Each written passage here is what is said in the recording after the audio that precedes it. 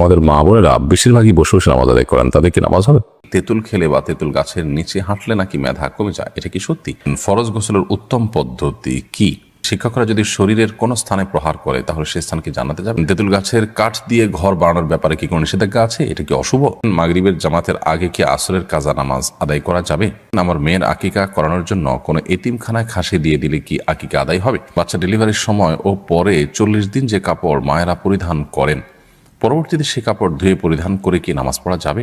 আমরা যারা শহরে থাকি তারা চিরুনির সঙ্গে উঠে আসা চুল ফেলবো কোথায়? আমার বোনের ছেলে 11 বছর হওয়ার আগে মারা গিয়েছে। ও আমাদের ভীষণ প্রিয়, ভালোবাসার ছিল। ওর স্মৃতি হিসাবে কি ওর ছবি ফোনে রাখতে পারবো? চলুন তাহলে আর কথা না বাড়ি আমরা প্রশ্ন উত্তরে চলে যাই সরাসরি। আহমেদ রবিন খান আপনি লিখেছেন, শিক্ষকরা যদি শরীরের কোনো স্থানে প্রহার করে তাহলে সেই স্থান কি জান্নাতে যাবে? এটা ছোটবেলা থেকে শুনে আসছিলাম। একেবারে কুসংস্কারাচ্ছন্ন কথা, ছোট পোলাপানকে প্রবোধ দেওয়ার জন্য, সান্ত্বনা দেওয়ার জন্য জাতীয় কথা বলা হতো, কিন্তু এরকম কথা বলা অনুচিত এবং ভুল কাজ। কর্ম হাদিসের নামে মিথ্যা কথা বললে সেটি ভয়াবহ গুনাহের কথা, সেটি থেকে আমাদের বেঁচে থাকা কর্তব্য। শিক্ষক কোনো জায়গায় প্রহার করলে সেটি জান্নাতে যাবে, জাহান্নাম থেকে মুক্ত থাকবে, এরকমটি ভুল কথা। এরকম যদি হতো তাহলে পুরো শরীরে শিক্ষককে দিয়ে হালকা পাতলা করে পিটিয়ে জাহান্নাম থেকে মুক্ত আমরা হয়ে যেতাম। খুব সহজ একটা ওয়ে হতো, তাই না? তো এরকম কোনো কথা কোরআন হাদিস দ্বারা প্রমাণিত না, সম্পূর্ণ মন গড়া কথা। এমনি ফিরোজ আলম খান আপনি লিখেছেন, তেঁতুল গাছের কাঠ দিয়ে ঘর বানানোর ব্যাপারে কি কোনো নিষেধাজ্ঞা আছে? এটা কি অশুভ? না, এরকম কোনো অশুভ নাই।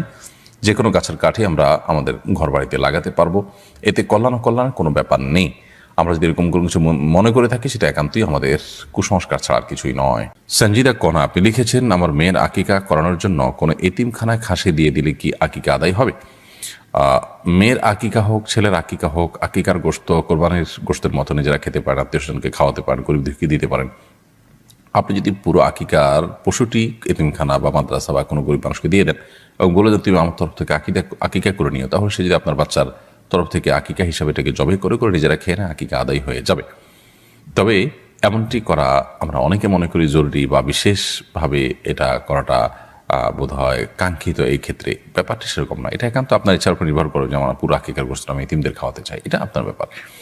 কিন্তু আকিকার গোশত নিজেরা খাওয়া, অন্যদেরকে খাওয়ানো কোরবানির গোশতের মতো, এটা সম্পূর্ণভাবে জায়েজ।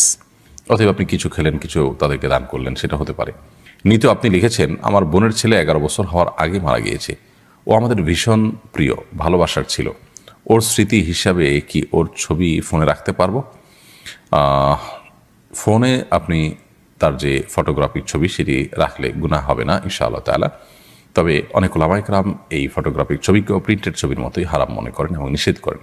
সেজন্য আপনি যদি মতপার্থক্যের ঊর্ধ্বে উঠতে চান এবং অতি সতর্ক থাকতে চান, তাহলে সেক্ষেত্রে এই ছবি আপনার না রাখাই উত্তম হবে। তবে আমরা এটাকে জায়েজ মনে করি।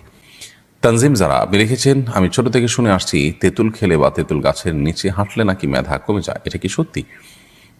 এটার কোনো বৈজ্ঞানিক ভিত্তি তো নেই এবং কোরআন হাদিসের আলোকেও এটি প্রমাণিত নয়। এটির কোনো অভিজ্ঞতা দ্বারা প্রমাণিত আছে কিনা আমি জানি না। তবে কোরআন হাদিস দৃষ্টিকোণ থেকে এরকম কোনো কথা তো নেই, বরং বৈজ্ঞানিকভাবেও তেঁতুল খেলে ব্রেইন কমে যায়, মেধা কমে যায়, এরকম কথা আছে বলে আমি জানি না। বিষয়টি আমি মানে কিছুটা ঘাটার চেষ্টা করেছি, তবে এরকম কোনো বিষয় আমার চোখে পড়েনি। বিষয়টিকে আপাতদৃষ্টিতে কুসংস্কারই মনে হয়। তবে যদি অভিজ্ঞতা দ্বারা এটি প্রমাণিত হয়, গবেষণা দ্বারা প্রমাণিত হয়, তাহলে ভিন্ন কথা। কিন্তু সেরকম কিছুও কিন্তু কোথাও আছে বলে আমার জানা নেই এবং আমি অন্তত এ পর্যন্ত দেখিনি। তাহারাত তানি আপনি লিখেছেন, আমরা যারা শহরে থাকি তারা চিরুনির সঙ্গে উঠে আসা চুল ফেলবো কোথায়? বাইরে ফেলার পর ময়লা ফেলা লোকেরা বিক্রি করলে কি আমাদের গুনাহ হবে? কেউ যদি কুড়িয়ে নিয়ে বিক্রি করে তাহলে আমাদের গুনাহ হবে না। তবে আমরা চাইলে আমাদের আশেপাশে যেখানে খুব বেশি আপনার ময়লা নয়, ড্রেন ইত্যাদি নয়, খুব নোংরা জায়গা নয়, সেরকম জায়গা আমরা ফেলে দিতে পারি এবং সেই জায়গাগুলো আমরা খুঁজে বের করতে পারি। আবার প্রতিনিয়ত তো আর খুঁজে বের করা যায় না, তাহলে সেক্ষেত্রে আমরা কোনো এক জায়গায় সঞ্চয় করে রাখতে পারি। একসাথে হলে পরে কোনো মাটির নিচে পুঁতে ফেললাম বা কোনো জায়গায় ফেলে দিলাম, সেই কাজটি আমরা করতে পারি। মানুষের শরীরে কোনো অংশ বিক্রি করা জায়েজ নয়, এটা মানবতার অপমান। যার কারণে কোনো ব্যক্তি তার শরীরের কোনো কিছু, সেটা চুল হোক, অন্য কিছু হোক, এগুলো বিক্রি করে এটা জায়েজ নয়। কেউ যদি কুড়িয়ে নিয়ে বিক্রি করে তাহলে সেক্ষেত্রে আপনার গুনাহ হবে না। ফাতিমা রহমান লিখেছেন, বাচ্চা ডেলিভারির সময় ও পরে 40 দিন যে কাপড় মায়েরা পরিধান করেন, পরবর্তীতে সে কাপড় ধুয়ে পরিধান করে কি নামাজ পড়া যাবে, নাকি সেই কাপড় ফেলে দিতে হবে? বাচ্চা ডেলিভারির সময় এবং পরবর্তীতে 40 দিন কাপড় থাকে, সেই কাপড়গুলো যদি নাপাক থাকে, রক্ত থাকে, সেগুলো ধুয়ে তো অবশ্যই তারা পবিত্র করে পড়তে পারবেন। এই কাপড় ফেলে দেওয়ার কোনো কারণ নেই। যদি সেগুলো পরিচ্ছন্ন করে পড়ার সুযোগ থাকে অবশ্যই তারা পড়তে পারবেন। হৃদয় আপনি লিখেছেন, মাগরিবের জামাতের আগে কি আসরের কাজা নামাজ আদায় করা যাবে? মাগরিবের জামাতের ঠিক আগ মুহূর্তে যদি হয়, সূর্য ডুবছে তখন করা জায়েজ হবে না। সূর্য ডুবে গেছে, মাগরিব রক্ত হয়ে গেছে, তারপর চাইলে আপনি কাজা করতে পারেন যদি সুযোগ থাকে। আর না হলে আসরের সূর্য ডুবার যথেষ্ট আগে, ধরুন সূর্য ডুবার 15 মিনিট আগে, 20 মিনিট আগে আপনি মাগরিবের আসরের নামাজ কাজা থাকলে সেটি পড়লেন, সেটি আদায় করতে পারেন, কোনো অসুবিধা নেই। শরীফুল ইসলাম শরীফ আপনি লিখেছেন, ফরজ গোসলের উত্তম পদ্ধতি কি? ফরজ গোসলের উত্তম পদ্ধতি, সুন্নাহসম্মত পদ্ধতি, সেটাই উত্তম পদ্ধতি। আর সুন্নাহসম্মত পদ্ধতি হলো যে শরীরের কোনো জায়গায় অথবা কাপড়ে নাপাক লাগলে প্রথমে সেই জায়গাটাকে আলতো করে ধুয়ে ফেলতে হবে, পরিষ্কার করে ফেলতে হবে। এরপর শরীর এবং কাপড়ের উভয় জায়গার নাপাক জায়গাটাকে ধুয়ে ফেলার পর আপনি 2 হাতের কবজি 3 বার ধুয়ে কুলি করে নাকে পানি দিয়ে মুখ ধুয়ে 3 বার ঠিক উজু করার মতো করে মুখ হাত ধুয়ে মাথা মাসে করে উজু করবেন। শুধুমাত্র উজুর যে পাও ধোয়ার কাজটা বাকি রেখে এবার আপনি গোসল করে ফেলবেন। গোসল করে আপনি ওয়াশরুম থেকে বের হয়ে আসার সময় পাও টাকনো পর্যন্ত ধুয়ে বের হয়ে যাবেন। তাহলে সেক্ষেত্রে এটি হলো সুন্নাহসম্মত গোসল, অর্থাৎ উজু এবং গোসল একসাথে হয়ে গেল এই নিয়মে। আর এই নিয়মের ব্যত্যয় করে যদি আপনি ফরজ গোসল করেন তাহলে সেক্ষেত্রে গোসল হয়ে যাবে, কিন্তু সুন্নাহসম্মত না হওয়ার কারণে কারণে আপনি আলাদা সওয়াব পাবেন না, সুন্নাহ আদায় করার সওয়াব পাবেন না। আর ফরজ গোসলের ক্ষেত্রে মনে রাখতে হবে যে 3 বার কুলি করা এবং গড়গড়া করে কুলি করা, যদি রোজাদার না হন। রোজাদার হলে সেক্ষেত্রে গড়গড়া করবেন না, রোজাদার না হলে গড়গড়া করে কুলি করবেন এবং নাকে পানি দিবেন, যতটুকু সম্ভব নাকে পানি দিয়ে নাক ঝাড়বেন। তো এই কাজগুলো করে আপনি গোসল সম্পন্ন করবেন। সময় আইডি থেকে আপনি লিখেছেন, বাড়িতে মেহেদি গাছ থাকলে নাকি মেয়েদের বিবাহ হয় না? দয়া করে এই বিষয়টি জানাবেন। মানে এই ধরনের হাস্যকর এবং কুসংস্কারের জন্য কথাও আমাদের সমাজে আছে, আমার তো ভাবতে অবাক লাগে। মেহেদি গাছ নেই এরকম বাড়ি তো গ্রামে গঞ্জে খুব কমই আছে, তাহলে সেখানকার মেয়েরা কি সবাই তো আছে? জান্নাতুল ফেরদাউস আপনি লিখেছেন, ছোট বাচ্চা যদি নামাজ পড়ার সময় সামনে এসে দাঁড়ায় বা খেলা করে তাহলে কি তাকে সামনে থেকে সরানোর চেষ্টা করব নাকি তাকে তার মতো খেলতে দিব? যদি সে আপনার খুব বেশি ডিস্টার্ব করে তাহলে সেক্ষেত্রে আলতোভাবে সরাতে পারেন, যাতে আমলে কাসির না হয়, অর্থাৎ আপনি সরাতে গিয়ে আবার এত বেশি মুভমেন্ট করলেন যে আমলে কাসির হয়, এরকম যেন না হয় সেই জিনিসটি খেয়াল করতে হবে। আর যদি সেটা না পারেন তাহলে, বা এত বেশি মুভমেন্ট না হয়, বরং সে যেটা খেলছে সে খুবই হালকা পাতলা খেলছে, এরকম যদি হয় তাহলে সেক্ষেত্রে তাকে তার মতো খেলতে দিবেন। আপনি অযথাই তাকে ধরতে গিয়ে নিজের নামাজের মনোযোগ নষ্ট করা কিংবা নামাজের যে কাইফিয়ত, নামাজের যে আপনার নামাজের যে অবস্থার মধ্যে আপনি আছেন সেটির পরিবর্তন করতে যাবেন, সেটার প্রয়োজন নেই। জহির ভাই এআইডি থেকে আপনি লিখেছেন, সুদভিত্তিক ক্ষুদ্র ঋণ নিয়ে কি আকিকা দেওয়া যাবে?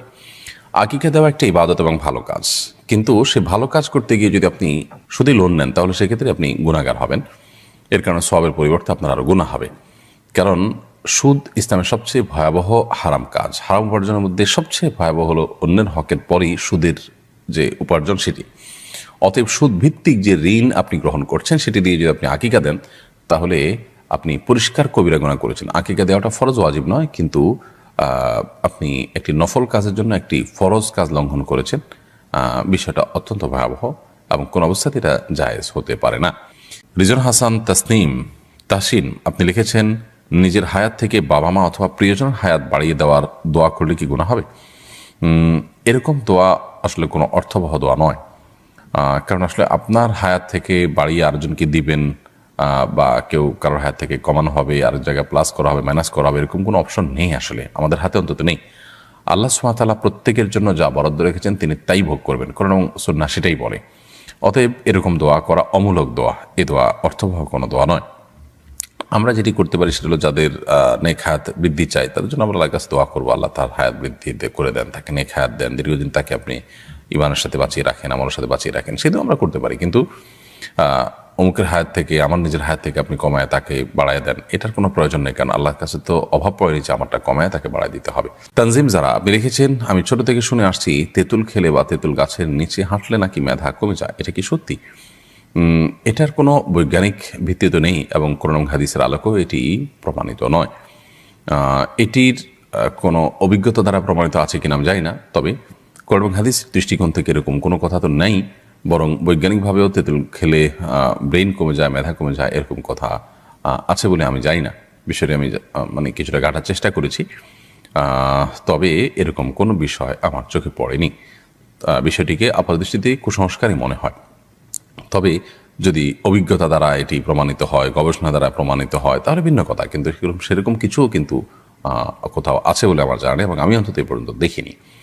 তো একজন মুসলিম সাধারণত ধারণাপ্রসূত অথবা আপনার কুসংস্কার নির্ভর কোনো কথা বা কোনো বিশ্বাসের উপর তিনি কখনো ভর করতে যাবেন না। গালিব আহমেদ লস্কর লিখেছেন, আমাদের মা বোনেরা বেশিরভাগই বসে বসে নামাজ আদায় করেন, তাদের কি নামাজ হবে? মা বোনরা কতটা বসে বসে নামাজ আদায় করেন আমি জানি না, তবে অনেক পুরুষদেরকে দেখি যে আমরা চেয়ারে বসে তারা নামাজ আদায় করেন। একান্ত আপনার সেরকম শরিয়াত আপনার অ্যালাউ করতে পারে সে পরিমাণ মাজুর হওয়া ছাড়াও। তো মা বোন হোক আর পুরুষ হোক, যে কেউ হোক, সুস্থ সবল থাকা অবস্থায়ও তিনি যদি বসে বসে ফরজ নামাজ আদায় করেন, তো নামাজ হবে না। আর যদি নফল নামাজ পড়েন বসে বসে, তাহলে নামাজ হয়ে যাবে, সওয়াব কম হবে। আর যদি অসুস্থতার কারণে বসে পড়েন, তাহলে সেক্ষেত্রে সওয়াবও কম হবে না, নামাজও হয়ে যাবে ইনশাআল্লাহ। তার